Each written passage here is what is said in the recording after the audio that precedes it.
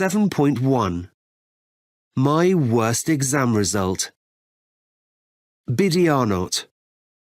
It's years since I took any exams, but I can still remember feeling sick with fear before each one. I was a bit of a nerdy student. I always did my homework and revised hard, so usually I didn't find it too difficult to pass exams. That's why the memory of the one exam I failed makes me shudder to this day. It was my domestic science exam. Well, at least that's what they used to call it in those days. It was, in fact, a cookery exam. And who could possibly fail that? I know all we ever learned to make in class were ginger biscuits and spaghetti bolognese, but I'm still not sure how I managed to fail. All I can remember is that one minute the fish pie was in my hands, the next it was face down on the floor. I tried to pick up the bits and arrange them in another dish, but it was hopeless, and I knew it. I failed miserably, my worst ever result. Ironically, today I am quite a good cook. I just hate making fish pie. Ted Stockton. I'm a teacher, and I think it's good to be able to say to my shocked students, I once got 9% in an exam. That was what I scored in the chemistry exam at the end of my first year at university. My other results weren't much better. I only just managed to get enough marks overall to allow me to continue to the second year. Actually, the dismal mark was no surprise. I'd had a ball in my first year and neglected my studies. But 9%. My tutors expected me to do better than that. The good thing was that I realised that my choice of degree was a big mistake, and I decided to change course and study English literature. A great decision because it resulted in me becoming a teacher. And when I want to warn my students about the dangers of not working hard, I tell them about my 9%. Winston Laurent. I wasn't a star pupil, but I was good at taking exams. I was particularly good at maths and physics, and I dreamed of becoming an astronaut. I hoped to be the first black guy on Mars. Failing that, a stockbroker in the city and make millions. Our maths teacher let us work at our own speed, and by the time I was 14, I was years ahead of the rest of my class. My teacher encouraged me to take the advanced level maths exam at 14. But I was worried about being called a swot, so I refused to. I stopped working so hard. Then, when I finally took the exam at 18, I failed miserably. I could no longer look forward to being an astronaut or a stockbroker. I studied politics and sociology instead, and finally became a TV news reporter. I love it, but I'd have preferred to walk on Mars. 7.2. Who is speaking? 1, You're such a swot. You never stop working. Come and play football with us.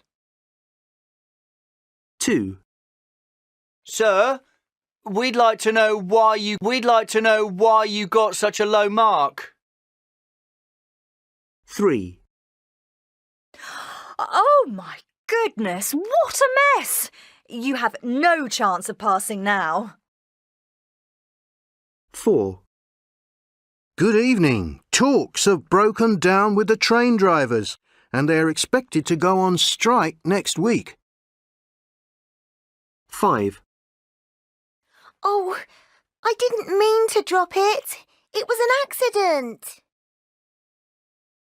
6, OK, I hope you all managed to finish writing the essay on the Romantic poets. 7.3. I was a horrible teenager. I feel bad about it now.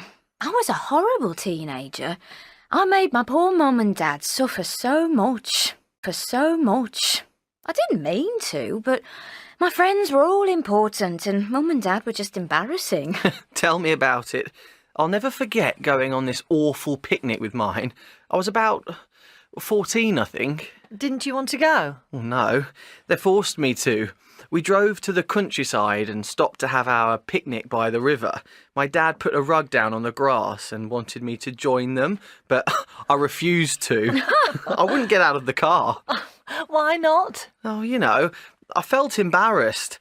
I didn't like the idea of sitting with my mum and dad on a rug, eating egg and tomato sandwiches. Just wasn't cool. Oh, your poor mum and dad.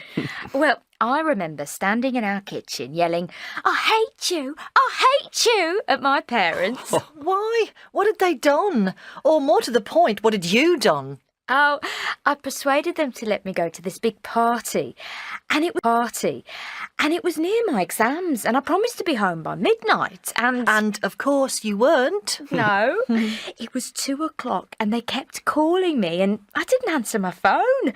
I was grounded for a month. Well, I remember when I'd just passed my driving test and I begged my mum to let me borrow her car, and I crashed it, turned it over in a ditch.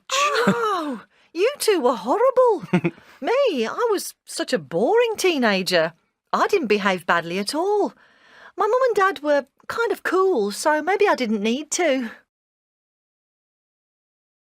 7.4. The reduced infinitive. 1. Did you post my letter? Oh, sorry, I forgot to. 2. I can't go out with you this evening. Sorry.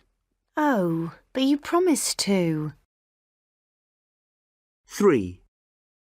Why did you give Lily my number? Because she asked me to. 4. Do you think you'll apply for that job? No, I've decided not to. 5. Were they a difficult team to beat? Yes, but we managed to. 6. Are you taking Nick to the airport? Well, I offered to, but he said I didn't need to. 7.5. The best of friends. Kate. I had a best and worst friend. She was called Carly Robson. Everyone wanted to be Carly's friend. She could pick and choose her friends. She was really athletic, great at all sports, especially running and hockey. Teachers loved her because she won so many trophies for the school. She could do no wrong. Every now and then, when there was no one more interesting around, she'd let me be her friend, and we'd go shopping together or something. Stupid me. Then she'd just drop me, walk past me in the corridor. I hate myself now for being so upset, but it took years for me to realise that she just wasn't worth it. She got bored with sport eventually. I'm not sure what she's doing these days. Last I heard, she was working in a pub. Dave. Well, I met my best friend on my first day at university. I just moved into my student room when this huge family arrived to move Danny into the room next to mine. I'm an only child, so 3 small boys kicking off in the corridor outside my room filled me with horror. And then, when they finally left, there were so many tears and hugs as they all said goodbye to their precious Danny.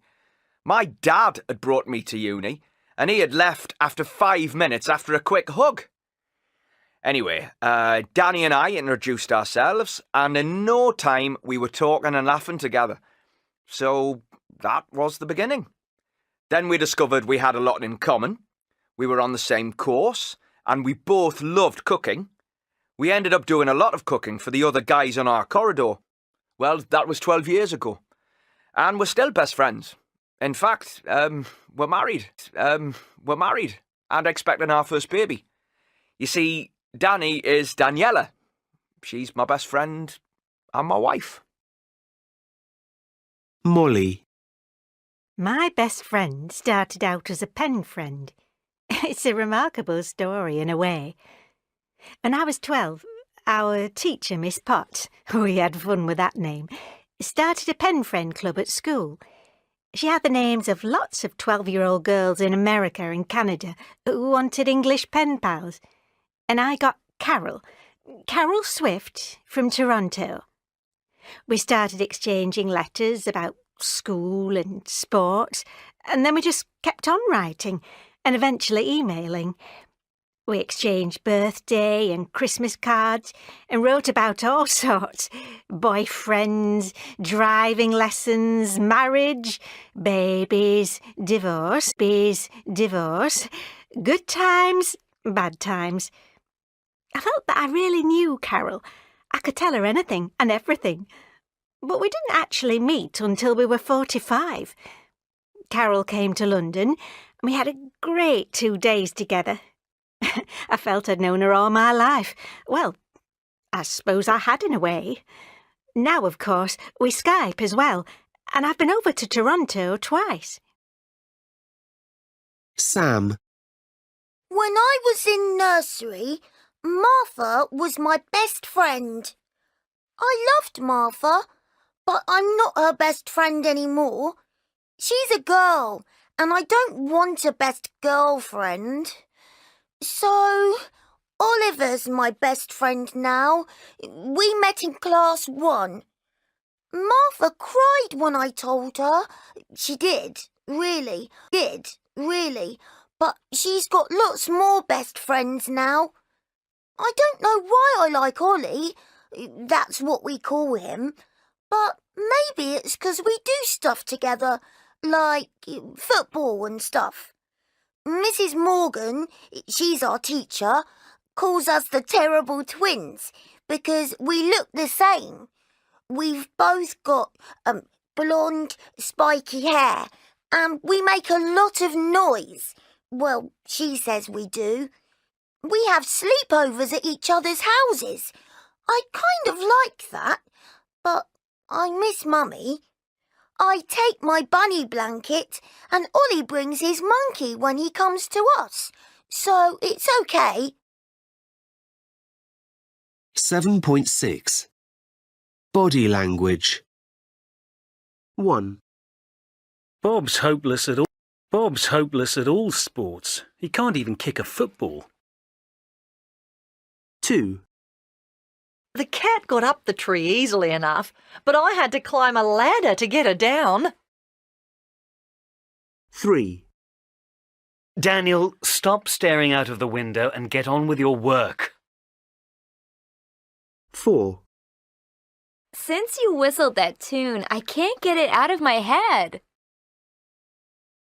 5, I hate it when my Aunt Mary hugs me tight. She wears this disgusting perfume and I smell of it afterwards. 6, Daisy, you'll get brain freeze if you eat your ice cream so fast. Lick it gently. 7, Do people kneel down to pray in all religions? 8, I keep trying to stop biting my nails, but I can't. I can't kick the habit. 9, I'm terrified of blowing up balloons in case they go pop. 10, Don't scratch that insect bite. You'll get an infection. 11, By the end of the concert, we were all clapping our hands in time with the music. 12, The CCTV camera showed the gunman pointing a gun at the bank clerk. 13, My dad's useless at doing DIY. He can't even hit a nail with a hammer. 14, My 2-year-old nephew is so cute. He loves marching up and down like a soldier. 7.7. You poor thing. Conversation 1. Oh dear, what happened to you? Oh, I fell and twisted my ankle. You poor thing. How did you do that? Well, I was walking and texting and I didn't see this bump in the pavement and... So you fell while texting? And you've only got yourself to blame. Conversation 2. How was the restaurant? It was so bad. We're not going back there again. Why not? Well, I found a caterpillar in my salad. I nearly swallowed it. Ugh! How disgusting! Conversation 3. My phone's broken. It fell down the loo. Oh no! Oh no! What a disaster! Is it completely ruined? No, I've put it in a bag of rice. You've done what? Why? Well, someone told me the best way to dry it out is to leave it in rice for 48 hours. Rice? That's such nonsense. I bet it won't work. 7.8. Exclamations. 1, His lectures are so boring. I can't help falling asleep. 2, Is it for me? How lovely. That's so kind of you. 3, What a coincidence! I didn't know Tom was your cousin. 4, You won £1,000? What loans? What luck! I never win anything. 5, That's such a stupid idea. It'll never work. 6, We had such terrible weather. It rained every day. 7.9. Conversation 4. I hear you aren't coming to Max's 18th. What a pity. Yes, it is, but it's my grandpa's birthday too. But everyone's going to Max's. It'll be such fun. I know, but it's grandpa's 80th. Oh, well, don't worry. Max will understand. An 80th birthday is more important than an 18th. Conversation 5. Carl texted Anna to say that he dumped her. How dreadful! How dreadful! He couldn't tell her face to face. Yeah, he's such a coward. Oh, well, I think she's well rid of him, don't you? Conversation 6. My Wi-Fi keeps disconnecting. How frustrating. But you know what they say.